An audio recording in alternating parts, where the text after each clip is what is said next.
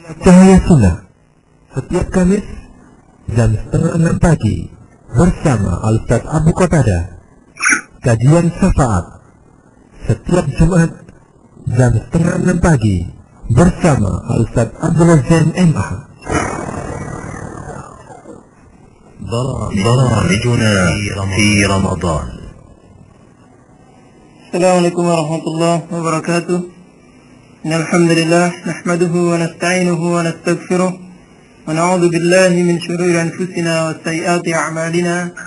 من يهد الله فلا مضل له ومن يضلل فلا هادي له. أشهد أن لا إله إلا الله وحده لا شريك له. أشهد أن محمدا عبده ورسوله صلى الله عليه وعلى آله وصحبه أجمعين.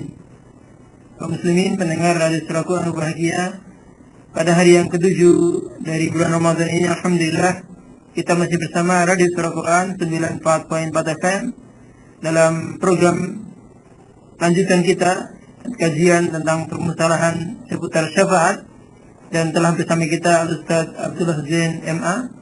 Assalamualaikum Ustaz. Waalaikumsalam warahmatullahi wabarakatuh. Seolah kita lanjutkan materi kita tentang syafaat, pasal apa ini Ustaz? Insyaallah jenis syafaat yang kedua itu syafaat yang umum.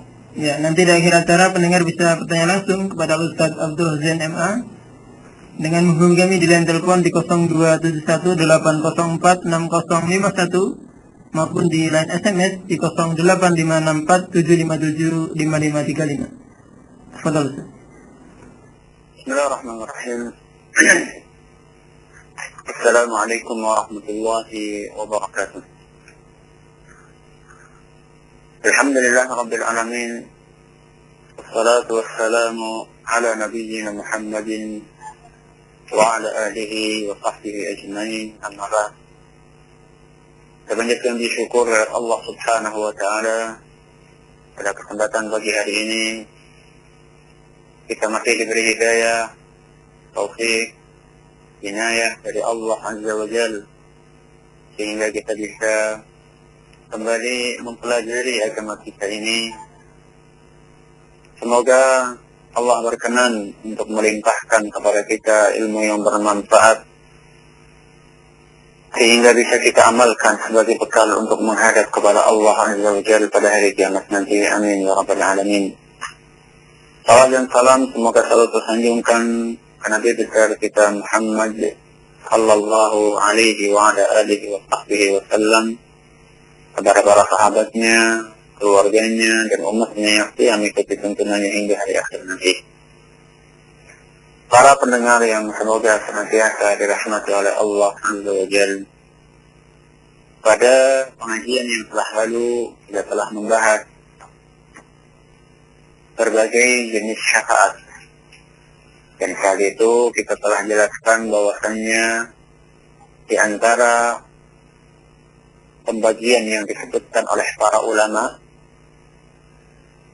adalah pembagian syafaat menjadi dua. Yang pertama adalah syafaat yang bersifat khusus, yang kedua adalah syafaat yang bersifat umum.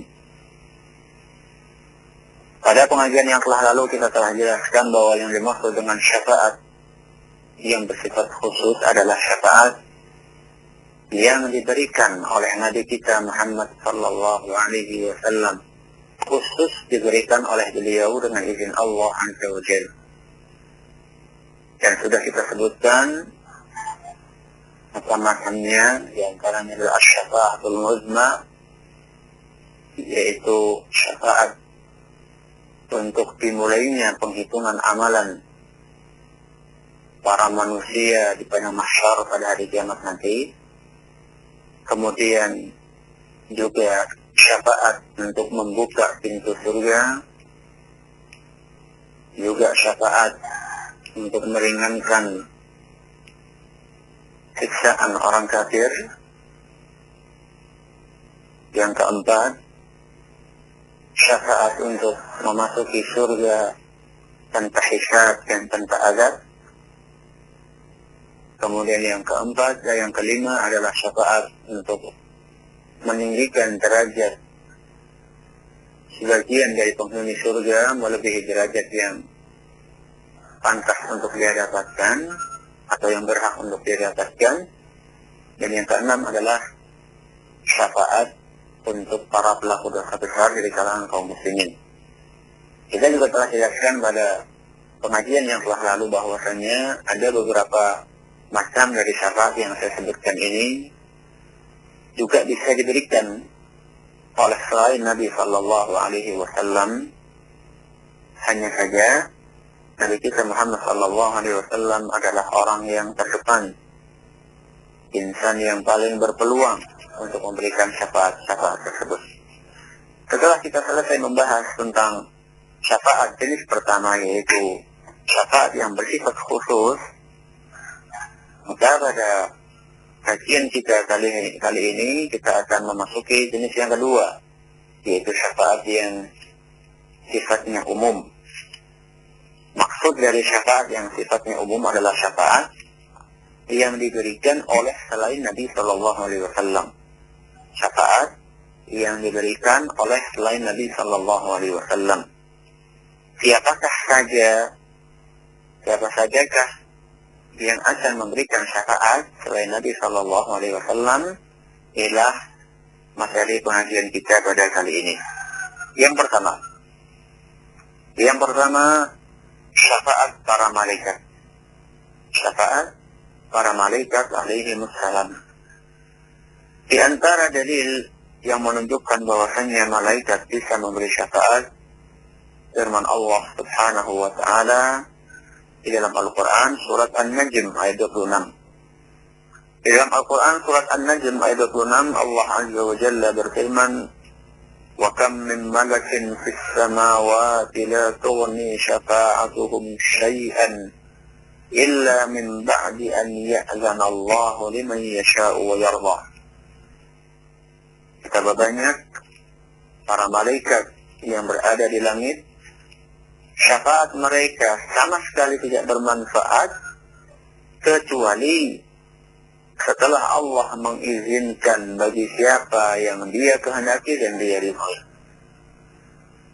Meskipun ayat ini berbicara tentang tidak bermanfaatnya syafaat para malaikat kecuali setelah mendapatkan izin dari Allah Subhanahu wa taala, ayat ini menunjukkan bahwasanya secara asal malaikat itu bisa memberikan syafaat.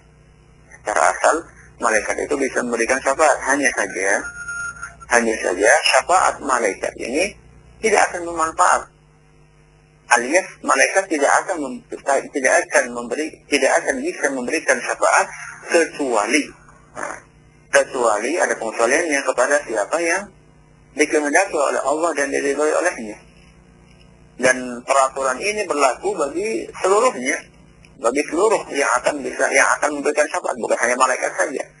Sampai pun para wali ataupun para syuhada ataupun para nabi, mereka tidak akan bisa memberikan syafaat kecuali kepada orang yang diizinkan oleh Allah untuk diberi dan diridhai olehnya.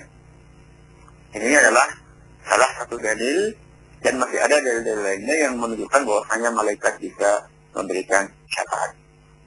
Yang kedua di antara macam syafaat yang bersifat umum adalah syafaat para nabi. Syafaat para nabi alaihi wassalatu wassalam, maksudnya adalah selain Nabi kita Muhammad sallallahu alaihi wasallam, karena syafaat yang diberikan oleh Nabi kita sallallahu alaihi wasallam sudah kita bahas pada pengajian yang telah lalu. Yang kedua yaitu syafaat para nabi. Jadi para nabi pun bisa memberikan syafaat, bukan hanya Nabi kita Muhammad sallallahu alaihi wasallam. Selain Nabi kita juga bisa memberikan syafaat, Nabi Adam, Nabi Nuh, Nabi Daud, Nabi Isa, dan semuanya. Para nabi bisa memberikan syafaat. Di antara dalilnya adalah suatu hadis yang diriwayatkan oleh Abu Sa'id Al-Khudri dan disebutkan oleh Imam Al-Bukhari juga Imam Muslim, bahwasanya Rasulullah sallallahu alaihi wasallam bersabda di dalam sebuah hadis yang panjang,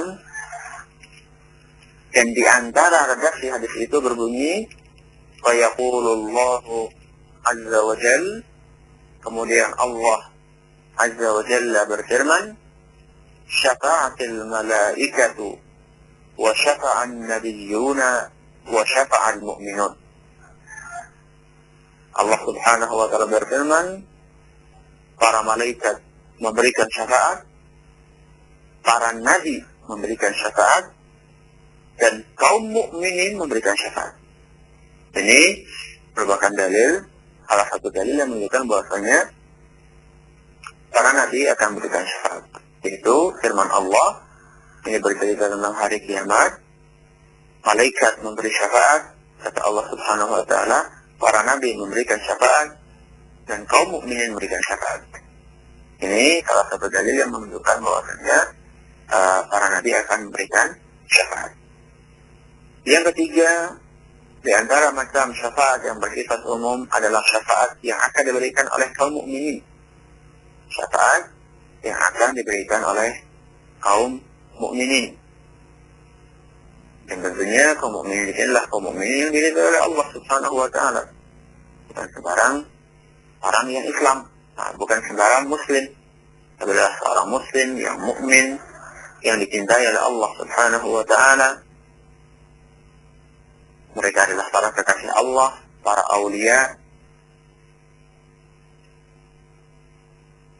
Dalilnya apa? Dalilnya adalah hadis yang tadi telah saya sebutkan di depan.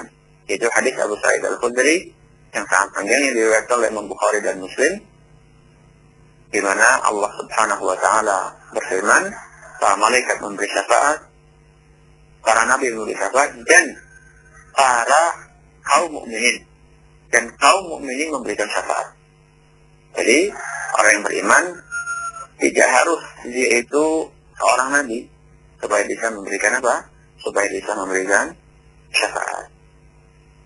Dan juga tidak harus dia adalah seorang wali. Dengan pengertian yang umum di masyarakat. Wali dengan pengertian yang umum di masyarakat. Artinya kalau bukan wali, ya misalnya wali songo atau syekh atau ansar, berarti dia tidak bisa memberikan syafaat, tidak mesti. Karena sesungguhnya wali yang dimaksud yang benar adalah, pengertian wali yang benar adalah orang-orang yang beriman. Sehingga andaikan ada seorang manusia yang beriman kepada Allah Subhanahu wa taala, meskipun dia tidak dijuluki wali oleh orang-orang yang ada di sekelilingnya, dia bisa memberikan syafaat dan berpeluang untuk memberikannya. Kata Allah Subhanahu wa taala, "Innama waliyallahu alladziina aamanu." Sesungguhnya para kekasih Allah, para waliullah adalah orang-orang yang beriman. Inilah barometer kewalian menurut Al-Quran. Jadi wali itu bukan label yang diberikan oleh masyarakat kepada seseorang. Bisa jadi orang yang tidak dikatakan atau dijuluki wali, dia adalah seorang wali. Begitu pula sebaliknya, bisa jadi ada orang yang dikatakan oleh masyarakat umum wali, padahal sebenarnya dia bukan wali. Dan itu kembali kepada amalan masing-masing. Andai kan ada seorang yang dikatakan sebagai wali misalnya. Tapi ketika kita lihat akidahnya tidak lurus, kemudian sholat berjamaahnya masih bolong-bolong, atau bahkan mungkin ada di antara mereka yang mengaku sudah sampai derajat ainul yaqin, sehingga sudah terbebas dari beban syariat, tidak perlu sholat, tidak perlu puasa, tidak perlu haji, atau juga merasa bahwasanya dia sudah bebas untuk melakukan segala macam bentuk kemaksiatan, wal'iyadzubillah. Yang seperti ini, meskipun orang-orang menjuluki dia wali, sebenarnya dia bukanlah waliullah, tapi dia adalah wali setan atau kekasihnya setan. Dan ada juga orang-orang yang beriman yang sebenarnya dia adalah waliullah, dia tidak mendapatkan gelar, tidak dijuluki oleh umat atau tidak dijuluki oleh orang-orang awam sebagai wali karena kesuhujan dia, karena dia selalu berusaha untuk tidak memperlihatkan ibadah-ibadah yang dia lakukan kepada orang banyak, dan menjaga keikhlasan dalam beramal. Dan bisa jadi orang-orang yang seperti ini, yang pakaiannya lusuh, jauh dari gemerlapnya pujian dan pujaan dari pengikut. Jadi mereka adalah orang yang memiliki kedudukan jauh lebih tinggi daripada orang-orang yang mendapatkan pujaan dan pujian dari para pengikutnya. Jadi yang ingin saya sampaikan di sini adalah yang ketiga adalah syafaat yang akan diberikan oleh kaum mukminin. Dan tidak berarti yang dimaksud dengan kaum mukminin yang bisa memberikan syafaat adalah orang yang dijuluki oleh kebanyakan orang sebagai wali. Ini yang ketiga. Yang keempat, di antara jenis syafaat atau di antara macam syafaat yang termasuk dalam jenis kedua, yaitu syafaat yang bersifat umum, adalah syafaat yang akan diberikan oleh para syuhada. Syafaat yang akan diberikan oleh para syuhada yang meninggal di jalan Allah. Yang meninggal di jalan Allah. Di antara dalil yang menunjukkan bahwasanya mereka, yaitu para syuhada, bisa memberikan syafaat adalah suatu hadis yang diriwayatkan oleh Al-Miqdam Ibn Ma'di Karib radhiyallahu anhu, salah seorang sahabat Nabi sallallahu alaihi wasallam. عن النبي صلى الله عليه وسلم قال رسول الله صلى الله عليه وسلم bersabda للشهيد عند الله 6 خصال. Orang yang mati syahid di sisi Allah Azza wa Jalla memiliki 6 karakter. Orang yang mati syahid di sisi Allah Azza wa Jalla memiliki 6 karakter. Di akhir hadis ini, beliau menyebutkan salah satu karakter, yaitu karakter yang ke-6 yang dimiliki oleh orang yang mati syahid. Wa yushaffa'u fi 70 insanan min aqaribih. Dan dia akan diperkenankan oleh Allah Subhanahu wa ta'ala untuk memberikan syafaat bagi 70 orang dari keluarganya. Subhanallah.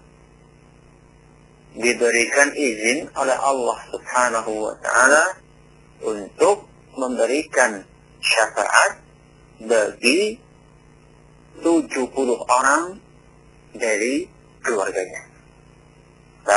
Hadis yang diriwayatkan oleh Imam At-Tirmidzi dan beliau berkata hasan sahih gharib. Adapun Syekh Al-Albani, beliau menilai bahwasanya hadis ini adalah sahih. Alangkah senangnya orang yang termasuk keluarganya kaum muslimin yang mati syahid di jalan Allah. Dan tentunya lebih bergembira lagi orang-orang yang mati syahid di jalan Allah. Karena pahala dia tidak lain adalah surga. Selain dia pahalanya adalah surga, dia akan bisa memberikan pertolongan, syafaat bagi 70 di antara keluarganya yang termasuk kerabat dari orang yang mati syahid tersebut. Hanya saja perlu saya ingatkan, tidak boleh kita memastikan bahwasanya seorang itu mati syahid kecuali seandainya kita memiliki nas dari Al-Quran maupun hadis bahwasanya dia adalah mati syahid. Allah misalnya Abu Bakar radhiyallahu anhu, itu bisa kita juluki bahwasanya Abu Bakar adalah seorang syahid. Kenapa? Karena memang ada nas dari Nabi Sallallahu Alaihi Wasallam. Adapun orang-orang yang hidup sudah zaman mereka, setinggi apapun tingkat keimanan dia yang zahir di mata kita tidak boleh menjuluki dia sebagai syahid. Kenapa? Karena menjuluki seseorang sebagai seorang syahid itu berarti kita telah menjamin baginya surga. dan telah menjamin bahwasanya dia adalah selamat dari api neraka. Dan ini adalah hak prerogatif Allah Azza wa Jalla. Bukan hanya itu, bisa jadi orang-orang yang dijuluki syahid pada zaman ini memiliki beberapa penyimpangan yang tidak ringan, seperti penyimpangan dalam masalah akidah, dalam masalah manhaj, dalam masalah tata cara beribadah, dan lain sebagainya. Maka kita harus hati-hati dalam masalah ini, tidak mudah-mudah kita menempelkan label syahid kepada orang lain. Bahkan itu cenderung tidak boleh. Karena siapakah yang tahu bahwasanya dia itu adalah syahid? Kita hanya bisa berkata, kami berharap semoga dia mati syahid. Kalau itu nggak masalah. Jadi kalau misalnya diberi label syahid siapa, itu nggak benar. Itu kurang tepat dipandang dari tinjauan syariat. Atau bahkan mungkin ada sebagian orang yang menganggap bahwasanya orang-orang yang melakukan peledakan di mana-mana dijuluki sebagai syahid. Kita katakan ini juga nggak pas. Ini juga tidak pas. Karena perbuatannya sendiri, yaitu perbuatan untuk meledakkan di mana-mana, itu sendiri dipandang dari syariat tidak benar. Meskipun para pelakunya menamakan bahwasanya itu adalah salah satu bentuk jihad atau salah satu bentuk dari amar ma'ruf nahi munkar. Kita katakan, ya, jihad memang disyariatkan dalam Islam, tapi jihad juga ada norma-normanya. Jihad juga ada norma-normanya, bukan dengan cara yang membawi buta seperti itu. Maka itu tidak bisa dikatakan sebagai jihad, ataupun kalau dikatakan sebagai jihad, maka yang lebih pas adalah dinamakan sebagai jihad yang keliru. Sebagai jihad yang keliru. Kemudian yang kelima, di antara jenis syafaat yang bersifat umum adalah syafaat yang akan diberikan oleh anak-anak kaum mukminin. Syafaat yang akan diberikan oleh anak-anak kaum mukminin untuk para bapak mereka atau para orang tua. Syafaat yang akan diberikan oleh anak-anak kaum mukminin untuk orang tua mereka. Ini adalah merupakan salah satu hiburan bagi para pendengar sekalian yang barangkali ada di antara jamaah sekalian yang pernah kehilangan anaknya yang tertinggal, jika itu meninggal atau kecelakaan atau yang lain sebagainya, sehingga dia kehilangan orang yang sangat dia cintai, orang yang sangat dia sayangi. Ini adalah hiburannya. Yakinlah, insya Allah anak-anak kita yang telah diambil oleh Allah Azza wa Jalla, dia akan bisa memberikan syafaat kepada kita pada hari kiamat nanti. Allahumma amin. Di antara dalil yang menunjukkan adanya syafaat di sini adalah sebuah hadis yang diriwayatkan oleh Imam Muslim. Sebuah hadis yang diriwayatkan oleh Imam Muslim dari Abi Hasan rahimahullah ta'ala, salah seorang tabi'in. Beliau berkata, qultu li Abi Hurairah radhiyallahu anhu. Pada suatu saat aku berkata kepada Abu Hurairah, itu salah seorang sahabat yang mulia radhiyallahu anhu. Kata Abu Hasan kepada Abu Hurairah, innahu qad mata li ibnan. Innahu qad mata li ibnan. Sesungguhnya saya punya dua anak dan dua-duanya meninggal. Saya ditinggalkan oleh dua orang anakku, dua-duanya meninggal. Fama anta bimuhaddisi an Rasulillah sallallahu alaihi wasallam bi haditsin uqayyibu bihi anfusana an mautana. Apakah engkau berkenan, wahai Abu Hurairah, untuk menceritakan kepadaku sebuah hadis Rasulullah sallallahu alaihi wasallam yang dengannya saya bisa menghibur diriku atas kehilangan orang-orang yang aku cintai. Jadi beginilah cara para ulama untuk menghibur diri, yaitu dengan apa? Dengan membaca hadis-hadis Nabi Sallallahu Alaihi Wasallam, dengan menelaah Al-Quran. Tidak seperti kebanyakan manusia pada zaman ini. Kalau dia gelisah, bingung, pusing, pelariannya adalah kemana? Musik, majelis, minum-minuman, obat-obat terlarang. Para ulama tidak seperti itu. Para ulama hiburannya adalah apa? Mendengarkan ayat Al-Quran sambil menghayati maknanya, dan juga mempelajari hadis-hadis Nabi alaihi salatu wassalam. Apa jawaban Abu Hurairah radhiyallahu anhu? Kata beliau, "Na'am, ya." Saya akan sampaikan sebuah hadis yang bisa menghibur dirimu. Sigharukum da'amisul jannah. Kata Abu Hurairah, anak kecil.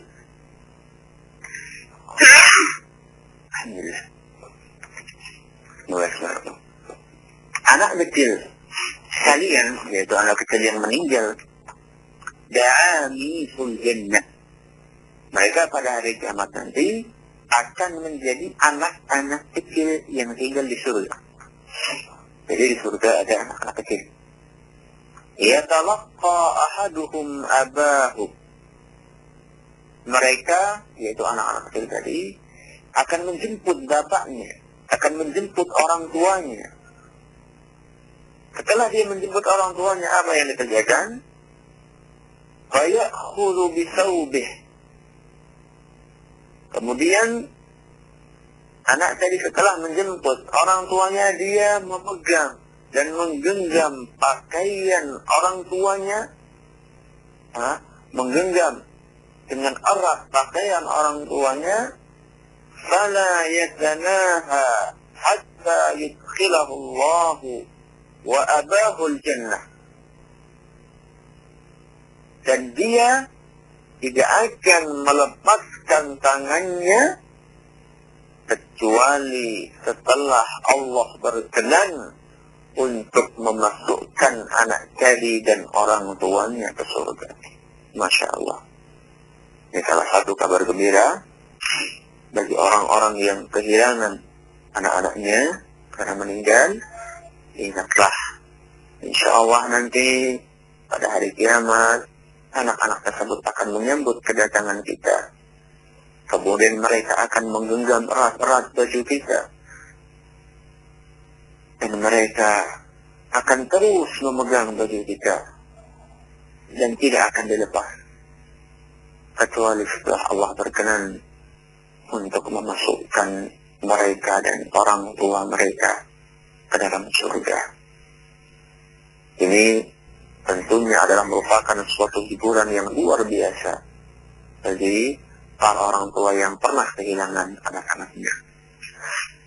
Yang keenam, di antara jenis syafaat, di antara macam syafaat yang termasuk jenis yang kedua, yaitu syafaat yang bersifat umum, adalah syafaat yang akan diberikan oleh Al-Quran. Syafaat yang akan diberikan oleh Al-Quran. Jadi Al-Quran pun bisa memberikan syafaat. Di antara dalil yang menunjukkan hal itu adalah suatu hadis yang diriwayatkan oleh Imam Muslim.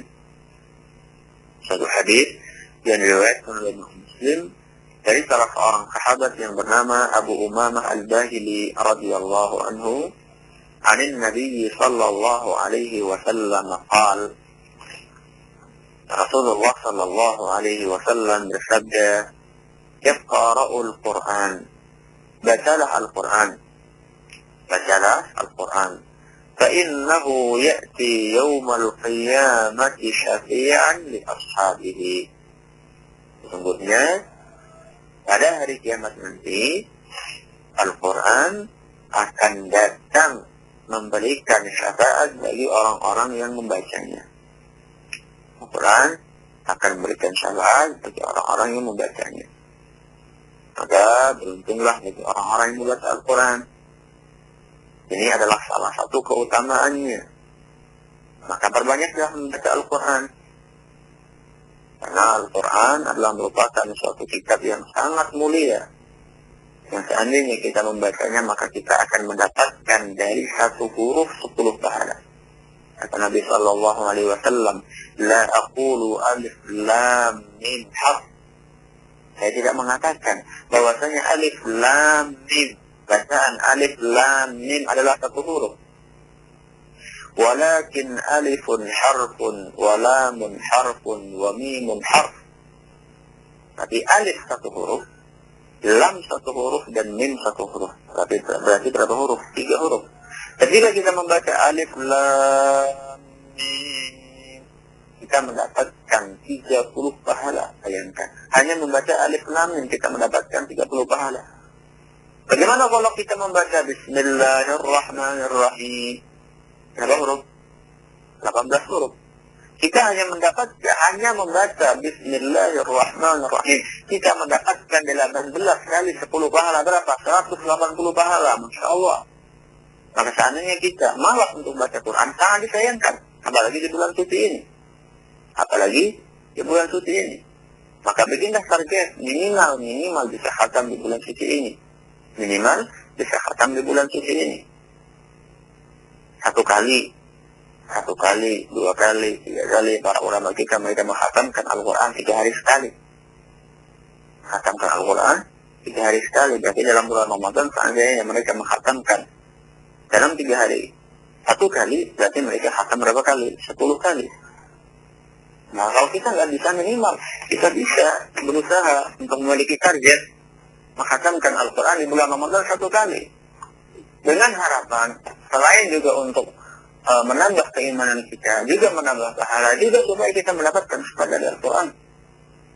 Dan insya Allah akan ringan membaca Al-Quran. Membaca Al-Quran adalah ringan. Terutama seandainya kita bisa membagi waktu. Misalnya, Al-Quran ada 30 juz. Di bulan Ramadan ada 30 hari, atau 29 hari. Kemudian kita bagi setiap hari 1 juz. 1 juz ada 10 lembar. Kalau terasa berat untuk membaca sekali duduk 10 lembar, bagilah 10 lembar itu menjadi 5. Yaitu sesuai dengan sholat 5 waktu. Sehingga akan terbagilah 2 lembar. Kalau masih terasa berat juga, bagi lagi menjadi 2. Sebelum sholat fardu 1 lembar, sudah sholat fardu 1 lembar. Sebelum subuh 1 lembar, sudah subuh 1 lembar. Sebelum zuhur 1 lembar, sudah subuh 1 lembar. Sudah zuhur 1 lembar. Sebelum asar 1 lembar, sudah asar 1 lembar. Begitu seterusnya. Akan terasa ringan. Kenapa? Karena baginya 1 lembar. Kalau tahu-tahu, 1 hari selesai 1 juz. Tahu-tahu, hari ke-30 Ramadan sudah sampai ke juz amat. Dan ini hanya sekedar teknis saja. Tergantung kekosongan masing-masing. Dan tentunya tidak diyakini sebagai suatu hal yang harus dilakukan karena misalnya ada hadisnya atau apa, tidak. Ini yang sekedar teknis saja untuk memudahkan kita bisa menghatamkan Al-Quran terutama di bulan suci Ramadan ini. Yang ketujuh, di antara jenis syafaat yang bersifat umum adalah syafaat yang akan diberikan oleh puasa. Syafaat yang akan diberikan oleh puasa. Kebetulan saat ini kita sedang berada di bulan Ramadan, maka ketahuilah bahwasanya puasa yang kita kerjakan ini juga akan memberikan syafaat kepada kita. Di antara dalilnya adalah suatu hadis yang diriwayatkan oleh Imam Ahmad yang disahihkan atau dinilai sahih oleh Imam Al-Hakim dan Az-Zahabi, juga As-Suyuti, juga Syekh Al-Albani rahimahumullahu ta'ala. Dari salah seorang sahabat yang bernama Abdullah ibn Amr radhiyallahu anhu, عن النبي صلى الله عليه وسلم قال وسمع رسول الله صلى الله عليه وسلم bersabda, الصيام والقرآن يشفعان للعبد يوم القيامة. Puasa dan Al-Quran kedua-duanya akan memberikan syafaat bagi seorang hamba pada hari kiamat. Puasa dan Al-Quran kedua-duanya akan memberikan syafaat bagi seorang hamba pada hari kiamat. Semoga Allah berkenan untuk melimpahkan syafaat yang telah disebutkan tadi di atas dan apa yang telah disebutkan pada pengajian yang telah lalu kepada kita semua. Wallahu ta'ala a'la wa a'lam. Kalau ada pertanyaan silahkan. Ya, pendengar bahagia, masih bersama kami dalam program kajian tentang syafaat bersama Al-Ustaz Abdullah Zain MA, dan kesempatan pagi hari ini kita buka kesempatan untuk bertanya jawab, yang mana kita bahas tadi tentang syafaat, orang-orang yang berhak memberikan syafaat setelah syafaatul uzma, ini para malaikat, para nabi dan rasul, para syahid, orang-orang anak-anak yang mati dalam keadaan masih kecil dari orang-orang beriman, kemudian Al-Quran dan juga puasa, juga syafaat yang Allah berikan kepada penduduk api, penduduk neraka. Dan kita buka kesempatan para pendengar yang ingin bertanya langsung di line telepon di 0271804651 maupun di line SMS di 085647575535. Ada pertanyaan Ustaz dari SMS. Ya. Dari Dian di Jaten, apakah ahlul bid'ah juga mendapatkan syafaat? Bagaimana dengan janin yang gugur? Dapatkah memberikan syafaat Ustaz? Ya. Apakah ahlul bid'ah juga akan mendapatkan syafaat? Tergantung apakah bid'ahnya itu sudah sampai taraf kekufuran atau tidak. Seandainya bid'ahnya sudah sampai ke taraf kekufuran, maka jelas dia kondisinya sama, nasibnya sama kayak orang non-muslim. Artinya mereka tidak berhak mendapatkan syafaat. Adapun seandainya ahlul bid'ah itu bid'ahnya dia sampai ke dalam taraf kekufuran, maka nasibnya sama seperti para pelaku dosa besar dari kalangan kaum mukminin. Mereka masih berpeluang untuk mendapatkan syafaat. Berpeluang itu artinya bisa dapat, bisa tidak. Hanya saja mereka tidak akan kekal di dalam neraka. Pertanyaan kedua, apakah janin yang gugur bisa memberikan syafaat? Saya tidak tahu jawabannya, wallahu a'lam. Ya, kita ke telepon Ustaz. Ya. Assalamualaikum. Halo.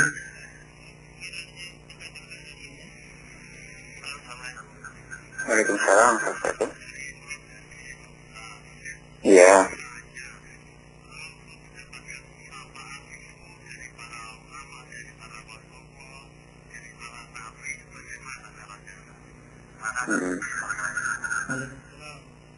Fadal. Ya.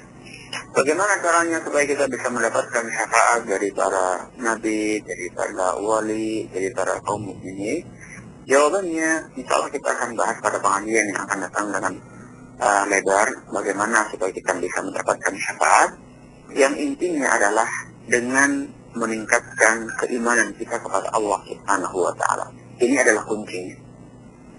Dengan melakukan segala apa yang diperintahkan oleh Allah dan Rasulnya Sallallahu Alaihi Wasallam, dan menjauhi segala apa yang dilarang oleh Allah dan Rasulnya Sallallahu Alaihi Wasallam.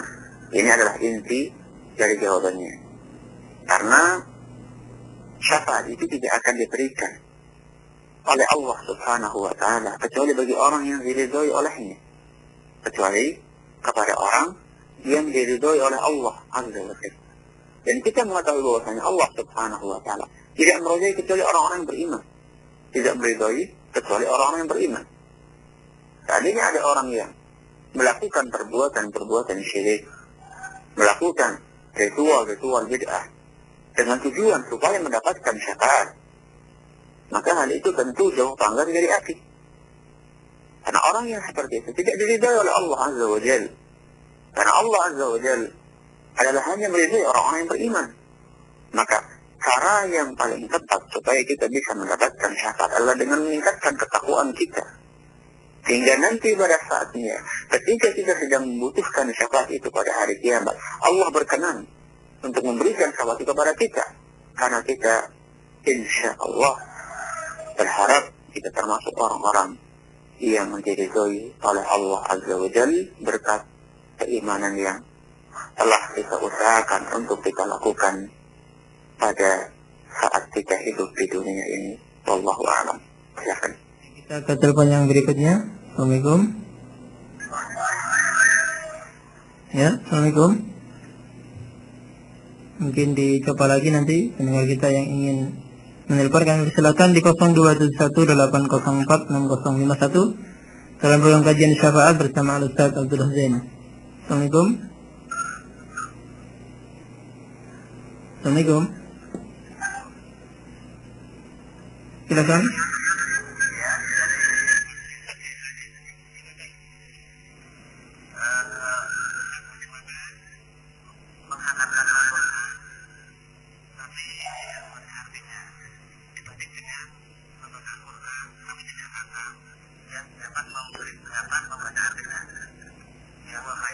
Ya. Apa pertanyaannya? Membaca Al-Quran sampai khatam tapi tidak tahu artinya, dengan orang yang membaca Al-Quran tapi tahu artinya tapi tidak khatam, mana yang lebih utama? Membaca Al-Quran itu salah satu tujuannya adalah diturunkan oleh Allah Azza wa Jalla. Salah satu tujuannya adalah untuk ditadabburi maknanya. Maka kalau kita berbicara tentang idealnya adalah seorang hamba membaca Al-Quran sambil memahami maknanya. Itu adalah idealnya. Seandainya ada orang yang tidak bisa bahasa Arab, bagaimana dia akan bisa paham? Jawabannya ya dengan membaca Al-Quran terjemah. Seandainya ada orang yang membaca Al-Quran tapi tidak mengetahui maknanya, apakah dia akan mendapatkan pahala? Tetap dia akan mendapatkan pahala. Namun pahala yang didapatkannya tidak lebih utama atau tidak lebih banyak daripada orang yang bisa yang membaca Al-Quran sambil memahami maknanya. Terus bagaimana menghatamkan Al-Quran tanpa mengetahui maknanya, atau berusaha untuk mengetahui maknanya sehingga mengakibatkan tidak khatam? Para ulama mengatakan al-jam'u aula min at-tarjih, memadukan lebih utama daripada mengalahkan salah satu dari keduanya. Alangkah baiknya seandainya kita membagi waktu dalam setiap harinya. Kita sisihkan ada satu waktu untuk membaca Al-Quran tanpa berusaha untuk mengetahui maknanya, yaitu membaca secara bacaan ya katakanlah dengan bacaan yang tartil, yang cepat. Ini yang pertama, kita bikin misalnya untuk membaca ini supaya bisa khatam, katakanlah taruh di waktu misalnya siang hari misalnya, atau ba'da asar. Kemudian kita sisihkan sebagian waktu, misalnya katakanlah ba'da subuh ketika kita sedang fresh. Kita sisihkan waktu itu, katakanlah setengah jam, untuk membaca Al-Quran sambil berusaha mengetahui maknanya. Dengan membaca tafsirnya atau dengan membaca terjemahannya, sehingga kita bisa memadukan antara kedua hal tersebut.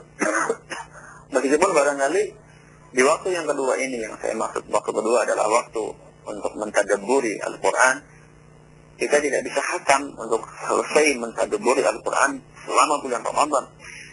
Meskipun tidak bisa, tapi kita sudah meraih khatam dengan membaca yang tadi di waktu yang pertama, yaitu dengan membaca secara tartil, dengan bacaan yang barangkali agak cepat, sehingga bisa menyelesaikan untuk khatam di bulan suci Ramadan ini. Wallahu ta'ala alam.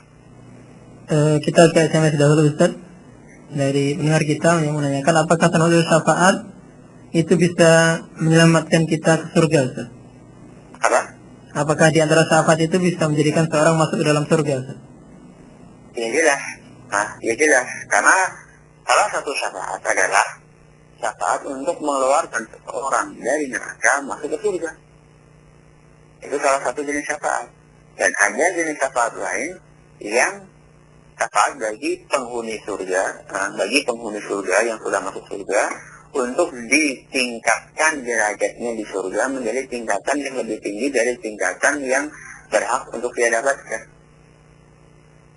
Ini jenis syafaat. Jadi betul ya bisa masukkan kita ke surga. Berikutnya, Ustaz, bagaimana dengan orang yang tidak meyakini adanya syafaat? Apakah mereka akan bersyafaat seperti orang-orang Khawarij dan Mu'tazilah? mereka akan mendapatkan syafaat? Jawabannya adalah dikhawatirkan mereka tidak mendapatkan syafaat. Dikhawatirkan mereka tidak mendapatkan syafaat seandainya mereka telah mengetahui dalil-dalil dari Al-Quran dan Sunnah Rasul Sallallahu Alaihi Wasallam, kemudian mereka menolaknya karena fanatisme golongan. Seandainya ini yang mereka lakukan, maka amat sangat dikhawatirkan mereka tidak mendapatkan syafaat. Namun seandainya ada seorang yang mengingkarinya karena ketidaktahuan dia, karena tidak tahu bahwasanya hadis atau ayat tentang syafaat begitu banyak, hadis tentang syafaat telah dinilai oleh para ulama sebagai hadis yang mutawatir. Karena ketidaktahuan dia, maka saya berharap semoga mereka masih berpeluang untuk mendapatkan syafaat karena ketidaktahuan mereka bahwasanya syafaat itu dibangun di atas dalil-dalil yang kuat dan juga ijma para ulama. Saya kira cukup. Ya, atau kita satu telepon lagi Ustaz ya, Ustaz ya. Ya. Assalamualaikum. Assalamualaikum.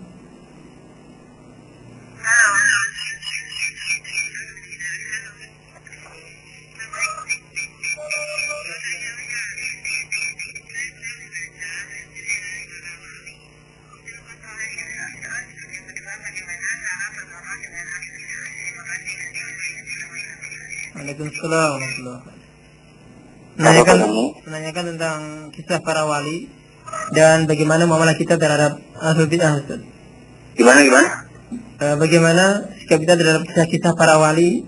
Kisah-kisah para wali, ya. Wali Songo, dan bagaimana muamalah kita terhadap ahlul bid'ah? Mengenai kisah-kisah para wali, seandainya memang kita memiliki katakanlah referensi yang bisa dipertanggungjawabkan mengenai kisah-kisah tersebut, dan kisah-kisahnya tidak, katakanlah tidak membual, maka boleh kita ambil sebagai pelajaran.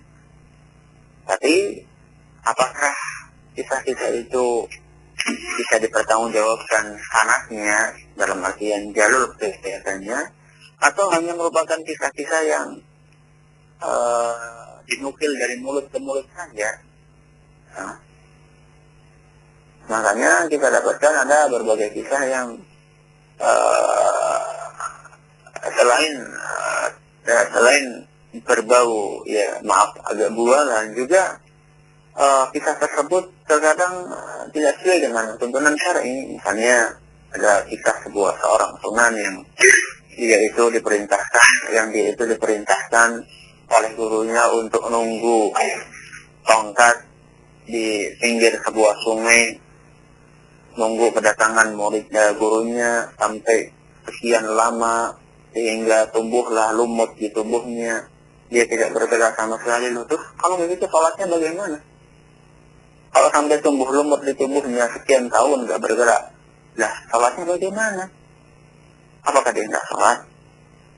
Apakah dia demi mentaati perintah gurunya lalu nggak sholat? Atau sholatnya cukup dengan hati? Nah, kalau sholatnya cukup dengan hati, keliru lagi. Dalam Islam ada sholat cukup dengan hati, meskipun dia sudah sampai derajat wali. Sholat itu adalah dengan gerakan anggota tubuh yang diajarkan oleh Nabi kita Sallallahu Alaihi Wasallam. Itu salah satu contoh kisah-kisah yang bukan hanya kisah yang cenderung bualan, tapi juga kisah-kisah yang tidak sejalan dengan tuntunan syariat Islam. Kemudian yang kedua apa tadi? Tentang muamalah dengan ahlul bid'ah, bagaimana caranya? Mengenai muamalah dengan ahlul bid'ah, saya sudah jelaskan berkali-kali. Ajaran agama kita mengajarkan adanya dua metode untuk bermuamalah dengan ahlul bid'ah. Yang pertama adalah metode ta'lif. Yaitu berarti pendekatan, bersikap lembut kepada mereka, mengucapkan salam, kemudian memenuhi undangan mereka dengan tujuan itu pintu untuk mendakwahi mereka. Metode yang kedua adalah metode yang diistilahkan dengan metode hajar, yaitu memboikot atau mengisolir mereka dengan cara kita tidak mengucapkan salam kepada mereka, ketika sakit tidak kita kunjungi, ketika dia meninggal tidak kita kholasi dan seterusnya, dengan tujuan untuk memberikan pelajaran kepada dia supaya dia kapok. Saya katakan dua metode ini sama-sama dipraktekkan oleh Nabi kita Muhammad sallallahu alaihi wasallam, sama-sama ada dalilnya dan sama-sama dipraktikkan oleh para ulama kita dari zaman ke zaman. Maka ya sudah kita lihat kondisinya, situasi dan kondisi ahli bid'ah tadi. Seandainya dia lebih pas untuk dipraktikkan metode pertama, maka kita praktikkan metode pertama pada dia. Seandainya lebih pas dan lebih bermanfaat bagi dia untuk diterapkan metode yang kedua, maka kita praktikkan metode yang kedua atas ahlul bid'ah tersebut. Wallahu ta'ala a'lam. Atas segala kekurangan kami mohon maaf yang sebesar-besarnya, dan atas perhatiannya mengucapkan terima kasih. Wallahu ta'ala a'lam. Sallallahu ala nabiyyina Muhammadin wa ala alihi wa sahbihi ajma'in. Subhanakallahumma wa bihamdik, asyhadu an la ilaha illa anta, astaghfiruka wa atubu ilaik. Sallallahu ala nabiyyina Muhammadin wa ala alihi wa sahbihi ajma'in. Assalamualaikum warahmatullahi wabarakatuh. Waalaikumsalam warahmatullahi wabarakatuh. Jazakallahu khairan katsiran atas waktunya Ustaz. Dan kita niatkan pertemuan cepat mendatang insyaallah ya Ustaz. Ya insyaallah kita bahas tentang syarat-syarat syafaat insyaallah. Dan dengar bagian demikian akhir program kajian syafaat kita kesempatan pagi hari ini bersama Al-Ustaz Abdullah Zain MA. Dan insyaallah kita lanjutkan kajian tentang syafaat pada hari Jumat pagi yang akan datang. Dan demikian, Assalamualaikum warahmatullahi wabarakatuh. Syahrul Ramadan, syahrul mubarak.